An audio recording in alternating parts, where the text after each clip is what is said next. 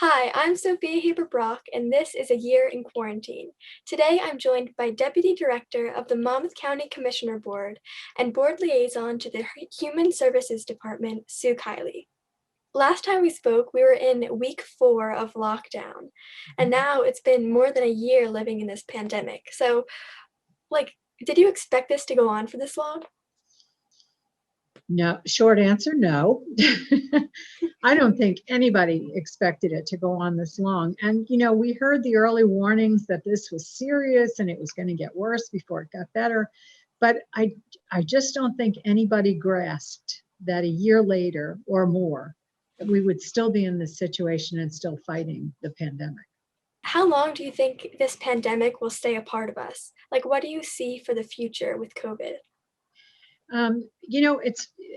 It's a really interesting question. I think our lives have changed forever. I think that, we've lost loved ones to a horrible pandemic.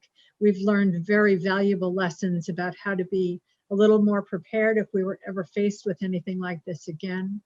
I think we're all much more safety conscious. I think we've increased the population of people that, no kidding, wash their hands often. People are still wearing masks.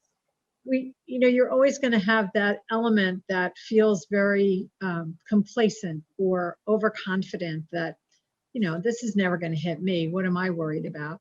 And yet there are many of those people that did get COVID and got it a lot worse than they thought they would. So, our lives have changed forever. Our experiences have changed forever. This is something that we'll tell, well, I can tell my grandchildren today, but you'll be able to tell your grandchildren, that you lived through this and all the things that changed because of it. Who would have thought that we could make a vaccine as quickly as we did? Who would have thought? I'll give you the statistics in Monmouth County. Monmouth County is at the 50,000 mark for how many people have been vaccinated. No, I'm sorry, I'm wrong. We are fourth, and we'll hit the 50,000 mark over the next 2 weeks, but we are fourth in the state with 352,584 vaccine doses administered. So when you count those up, everybody has to have 2 doses in order to be completely vaccinated. Some people are just getting 1 if they get the other dose. But we pulled together an emergency response to something we never saw coming and never expected to be as catastrophic as it was. And I know in Monmouth County we're doing this, and I'm fairly certain we're doing it at the state and the federal level, is looking back and saying, okay, what did we do great? What did we do not so good? What could we have done better, and how could we be more prepared if anything like this ever comes again? And you were talking about people will be more mindful of washing their hands and be more cautious, passing germs. But you also mentioned last year that you were fearful that we'll go back to normal too quickly. So a year later, do you still have those thoughts? Right. And yes, I do. I never thought that this was going to last as long as it has lasted, but it has, and it's not going away real quick. In fact, the numbers are high in terms of people that are still getting infected by the vaccine, by the COVID. The good news is that the death rates are still pretty low, but, people are still getting COVID.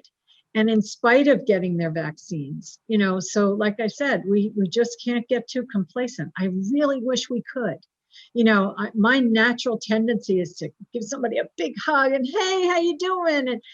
And you just can't do it. You just can't do it. You got to be super careful and super safe until we can say with confidence that we can start moving back to normal.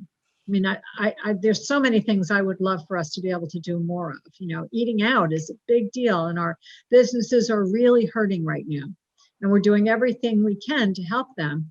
And I'm cautiously optimistic that we will open up more and more. The warm weather will help us, because hot weather has a tendency to kill those kinds of viruses. So I do see a light at the end of the tunnel. I just don't know how long the tunnel is. Last year, there was many more restrictions than there are right now. So what kind of things have changed this year that like opening up and stuff like that? Well, the schools obviously have gotten a little bit more open, I guess. A lot of people are still doing virtual learning, but the schools little by little are starting to come back, which I'm very grateful for. I can't imagine what parents are doing when they have children home full time that they're trying to teach while they're trying to do their own jobs. It's just a very, very difficult situation, and I think the students are going to suffer for it. So I'm happy that that's coming back a little bit more. I'm thrilled that the businesses are coming back. One of the things that the Monmouth County Board of Chosen Freeholders did is we gave out CARES grants. So we were able to have businesses apply for these grants and get $20,000 towards their business. And that, helped them. I mean, it's not going to solve all their problems, but at least it's going to help them hang on a little bit more. So that's encouraging. The restrictions have been lifted on who can get a vaccine. So first it was just senior citizens and first responders, and then we added more to that. Now all the teachers are being vaccinated. So that's going to help tremendously. There's a lot more people that are getting those vaccines. And restrictions are being lifted on businesses as well. And my husband was thrilled he could go back to the gym. Yeah, my dad, that was a big thing for my dad as well. Like he really wanted to go back to the gym, but now he's finally able to. So, That's and good. yeah. And last year we also spoke about the importance of a routine. So, how important was it having a routine this past year? Wow, that's interesting. I think routine was kind of thrown up in the air and landed in pieces all over the place. I mean, some students thrived very well with no routine because that was the way they operate. Other students struggled tremendously because they like to be regimented. They like to know what's coming after A and B, and they really struggled. We did a lot of calls on suicide prevention, on how to avoid depression. We opened up a big call line for depression that people could call in and talk because it was just such an upheaval in the way we normally do things. And everybody struggled through that, myself included. I had grandchildren that had to work from home or study from home virtually, and their parents both work. So all of a sudden we had to figure out who's going to teach them, who's going to stay at home with them, and how much learning are they really going to absorb if, they're in one room and I'm in the other. Are they really watching that Zoom or that TV the entire time, or are they wandering off somewhere? So those were real challenges that I think everybody has started to learn how to handle a little better, but we still have a ways to go. You have a really large family that you're really close to, right? I do. I have 11 grandchildren. I have one on the way in like minutes, I think. Now, I think she's about probably a month away from being born. So that'll make 12. And Congratulations. thank you. Thank you. It's very exciting. And it's funny, I have I have two grandsons. The rest of them are all granddaughters, and this baby is a boy. So everybody's so excited to meet Declan, because Declan's the new boy coming. Oh. And So it's stuff like that. I got to just add this before I forget. That really it helps you realize what's important, helps you get past the frustration or the anxiety that you're feeling on a day-to-day basis with COVID, because you're able to focus on the things that really, really are meaningful in your life. So how has your family been throughout this whole pandemic? Have they been able to stay healthy? I know we talked a little bit about this in the beginning, but Yeah, I had, how many in my family had COVID? So out of the grandchildren were all fine. Nobody had any COVID. My kids, I'm trying to think how many of them had it. 1, 2, 3, 4. About 6 of them had it. So that's a significant number. But thankfully, they're all healthy. They all did their vitamin C and their zinc, and drank a lot of fluids, and they came through it very well. And now have all been vaccinated. So we're very fortunate in that regard. and last year you were talking about I forget the phrase you used, but it was like your house was a swinging door, like you would always have your family over. And Uh-huh. then when the pandemic started, like you couldn't really see them. So how has that changed? Are you able to see them now? Yes, it was revolving door. Yeah, Yeah. and you're right. You're absolutely right because somebody's always coming in, somebody's always doing something, somebody's always dropping by, and I love that. And then with COVID, it's funny. I was just looking at pictures the other day. I have so many pictures of my grandkids by the glass door with their hands up like this, just holding up their hand to the door, and my hands on the other side holding theirs. Because we were so careful. I mean, I remember my son pulling into the driveway at the beginning of this and putting up the back of his car and me sitting in mine so that we were 6 feet apart in two separate cars, so that we could talk to one another. And so a lot of that, I think, has loosened up quite a bit. The kids do come over, and I'm more comfortable with that now because we've all been vaccinated. So, you're right. Things like that. If you're with your family and you know where they've been and you know what they've been doing, you can choose to wear a mask or not, but you're washing your hands. You've had your vaccination. It's going to get easier and easier. I remember in the beginning of the pandemic, like with a few of my friends, we would do the same thing, like set up our cars and sit in our trunks and have Yeah. like just a chat. One of the best things that I think came out of the COVID virus was the birthday parades, with all the cars driving by and beeping horns, and the kids loved it. The kids loved it. And that just shows you how adaptable we are, and how much we're willing to make the best of a bad situation. And also last year we were talking about house party and like FaceTime and stuff. So how did technology play in the pandemic? Well, it's very funny. We've all learned how to use Zoom, obviously. But if I hear one more person not understand that they have to mute their phone, I think I'm going to lose my mind. We heard some pretty interesting comments when people thought their phones were muted, and they were not. So I think we've learned some valuable lessons about technology. And I think, social media, my God, I think it's booming at this point because that was what we had. I mean, the other thing, and how many Netflix movies have you watched? Oh my God. Oh my gosh, so many. I know my family is always comparing notes on what's the latest and greatest. So, we've certainly taken advantage of technology a lot more than we ever did before. And last year you also said that you were like super busy with the pandemic. So has your are you still as busy as you were or I think probably more. Well, what's happening. We opened up free clinics, right? So we had to make that happen, and they're still open, and people can still go and get their vaccines. We get more calls than you can imagine of people calling and asking for help or direction, trying to find a place to get the vaccine.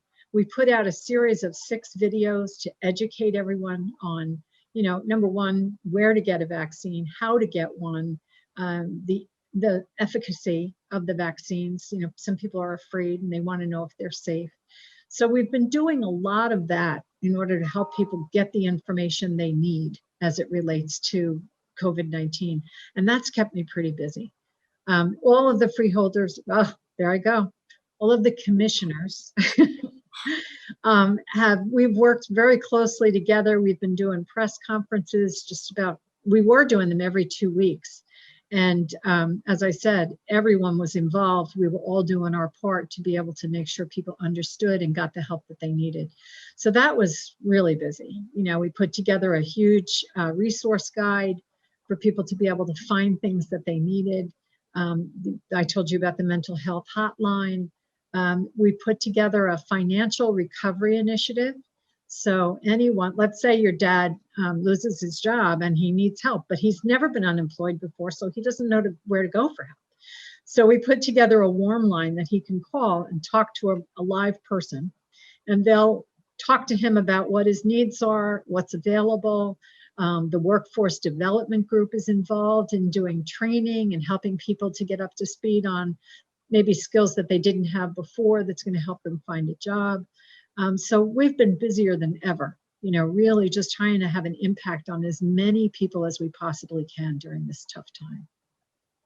and actually there's like a scholarship thing that that the prompt is how did your local government or I don't remember the exact prompt, but it's something about Middletown and how Okay. did your local government like assist you during this time? And something that because I'm writing this scholarship essay, so something that I'm writing about is like the resources that the local government like gave us and how like helpful it was because everything's just online and it's just right there. So Yeah.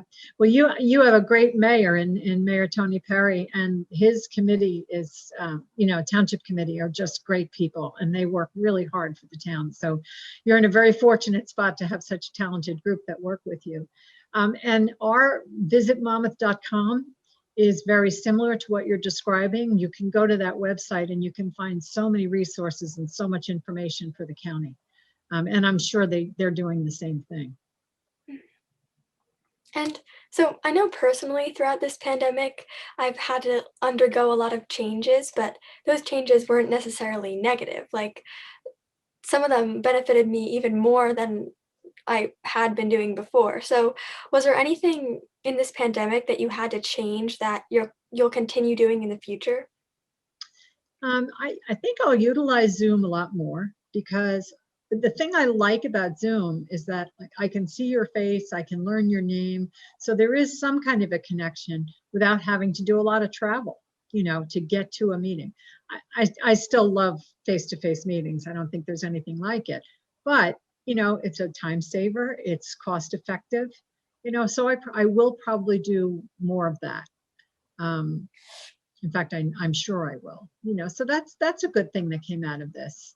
Um, the kids are learning technology faster than I ever imagined. I'm usually asking my grandchildren how to fix a problem on my iPhone or my iPad, or how do I do this? How do I do that? So, there have been advances in technology with the kids that I'm sure have gone a lot faster than might otherwise have happened because, we had to, right?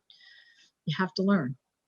For the COVID cases, until a few weeks ago, like I was reading that cases were going down, but then recently I saw that there like is a little bit of a spike. So, what information do you have about the current COVID cases?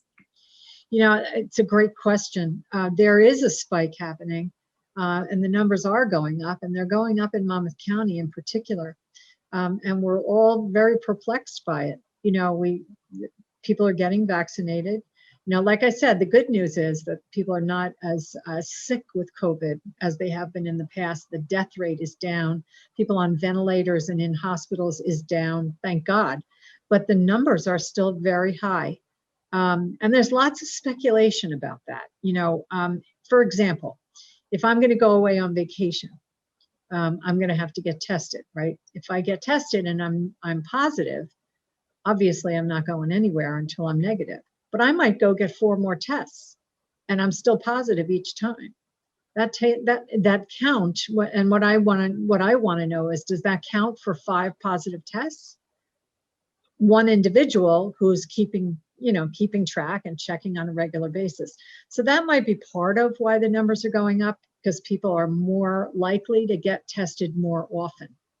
I know that when my daughter-in-law had COVID, she went a few times in a row because she wanted to know for sure she was safe. She was worried. I don't blame her for that, but I think those numbers tally up, even though it's one person that has a positive test multiple times. I think that might be happening. But there's a lot of analysis being done. There's a call tomorrow with all of the states to talk through, what's happening, why are the numbers going up, where are the hot spots, and what can we do about them?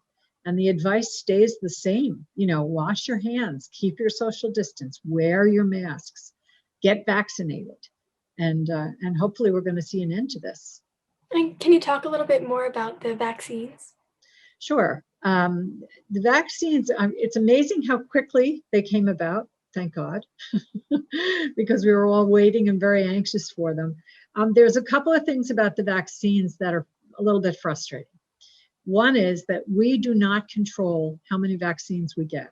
That's controlled by the state. We have a very well-oiled system. We have 2 facilities that we manage. One is Brookdale Community College, and the other one is the Agriculture Building.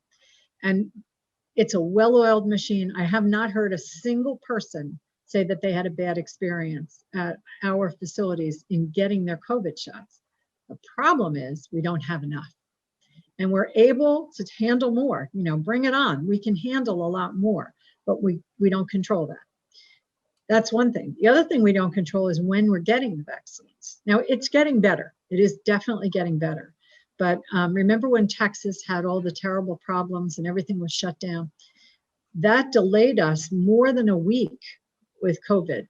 So for example, we've got people lined up, thousands of people on a waiting list, and we've got everybody lined up for vaccines, and they've got their appointments, and guess what? Nobody's getting an appointment this week because there's no COVID coming or no vaccine coming. So we had a lot of struggles like that, and I'm sure, and everybody, it wasn't just Monmouth County, it's everybody. The most common issue is give us more, because we can handle it. And that will, like I said, that will get better. Little by little, we're getting more, and we can certainly keep doing more and more. As much as we can get, we'll take. But like I said, that's a bit frustrating because people are trying to register, and if all the appointments are full, then the system shuts down. Once the appointments become available again, it opens up. But it did not start out very well the way the system was organized, and I think we're still trying to catch up a little bit based on that. And where can people get their vaccines? What places are administering it? Yeah, good question. There's a ton of places asking right now or administering right now. We control two places. We control Bayshore and Brookdale, and we control the agriculture building. But there are probably hundreds of places where you can get a vaccine. What people don't realize is if you register with Monmouth County, that only registers you for those two sites. If you want CVS, you have to register on their process. If you want Walgreens, you have to register on their process. The VNA is doing a lot of administration. The hospitals are doing them. So everybody has to do their own thing, which, like I said, I wish we had started out with one unified system, and I think we'd be a lot better off. But that's kind of the way it is. So I'm pretty sure we have a list of everyone that offers a COVID that you can go for a resource and figure out where they are. But for the Monmouth County ones, you're going to call the Monmouth County Health Department, and there will be a wait list, and then they'll get you online and they'll get you a vaccine. So how will that problem be solved? Will it just be fixed once everyone on the list gets their vaccine, or? I guess the best way to answer that is if we had unlimited amounts of vaccine, we probably wouldn't have a problem registering people and getting them in because, we can handle it. We just need the vaccines. So little by little, we're getting more and more all the time. And as long as that keeps happening, the problem's going to solve itself. There's also restrictions like, a 12-year-old or a 15-year-old, unless they have extenuating circumstances, they still can't go and get a vaccine. So, we still have groups that are waiting to be able to get online if they choose to have one. Do you have any advice for people who continue to struggle during this time? Wow, I have a lot of advice. The most important thing, I think, is to not be afraid to say you need help. And that's hard sometimes. That's really hard. People are proud. They've accomplished a lot in their lives, even students. You can't be afraid to say, I need some help. And there is so much resource, and there's nothing that people like better than to help somebody who needs help. It's very gratifying. If somebody said to me, listen, can you really help me do this? And I'm able to do it, boy, there's nothing that makes you feel better. But people are afraid to ask. We have a teen suicide number they could call. We have a mental health number you could call. We have the Monmouth Acts system, which is all kinds of resources. It includes help, childcare, homelessness, addiction services, mental health, helping you find a job, helping you build skills to be able to go into a new job. I mean, there's just so much out there. And I don't think people realize it's there. And the other thing is pride. Like, I don't want to ask for help. I want to be able to find it myself. Well, you got to let somebody help you. That's the key. What are some things that you learned over this pandemic? What have I learned? I think the thing I've learned most is that what's most important is the stuff you focus on. What's most important is that you have a family, that, that God is good, you have your health. I think about all the people we lost, and I didn't lose people that I mean, I knew I lost a lot of people I know personally, but, my God, the people, my family is still together. We've been very fortunate. We've been able to help others. Kindness has become more important than ever. People get a lot of frustration over this, and you have to be able to listen. I remember learning that you have 2 ears and you have 2 ears and 1 mouth for a reason, because you should listen a whole lot more than talk.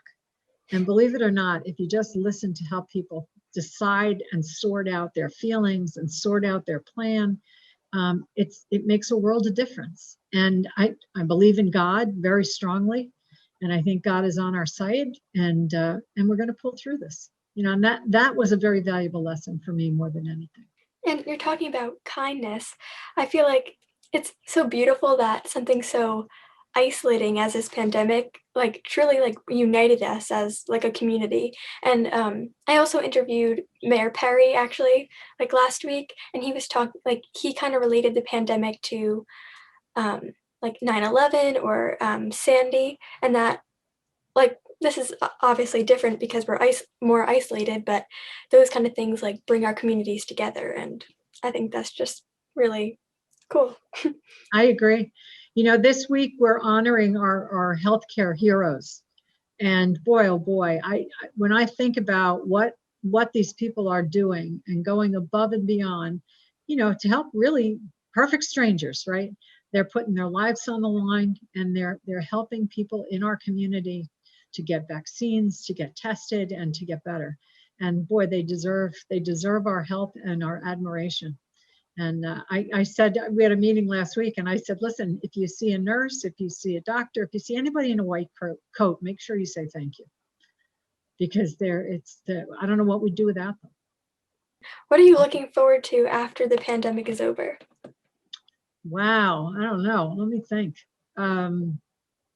Maybe a little vacation. I just hope that we're all in a better place, and we're all have learned very valuable lessons, and we all help each other going forward. And I'd sure like to exhale. I'd sure like for us to come out on the other side of this in a better place, and I really believe we will. So that's what I'm looking forward to.